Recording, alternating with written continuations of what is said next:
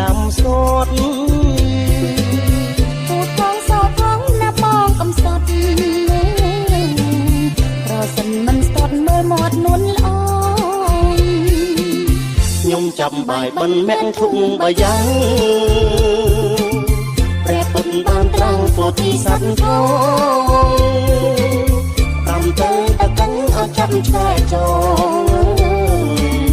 សុំផ្លូវទៅផងបានជូនដូនតាយើងពូតលីជេសណ្ដាយទាំងអត់ដូ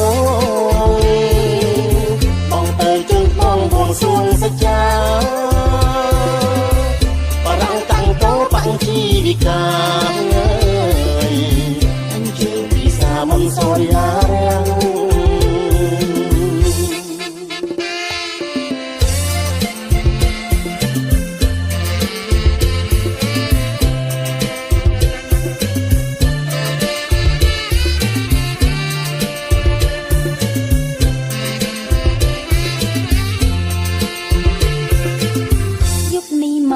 ស្រីក្រោកដាំបាយម៉ោង4ឆោមឆាយទៅបបបាយបិណ្ឌដួបាយដំណើបតែទៅដាំឆ្អិនណាទិញស្រាំងស្រាច់កាន់សំដៅទៅវត្តបងជួយពូតូនណាស្ងួនពិសីអំណាបកាត់នៃស្រីចេះដាំស្ទាត់កំសត់លើប្រសិនមិនស្ទាត់មើលមាត់នួនល្អខ្ញុំចាំបាយបិណ្ឌមាក់ធុងបាយ៉ាង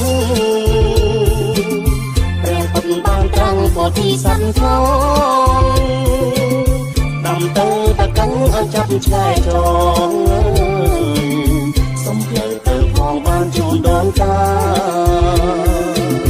យើងពូតលីជេសណ្ដាយល្អដូចបងទៅជើងបងបួងសួងសច្ចាបារាំងតាំងតោបាំងជីវិកាអញ្ជើញពិសាមុនសូរិយារាំង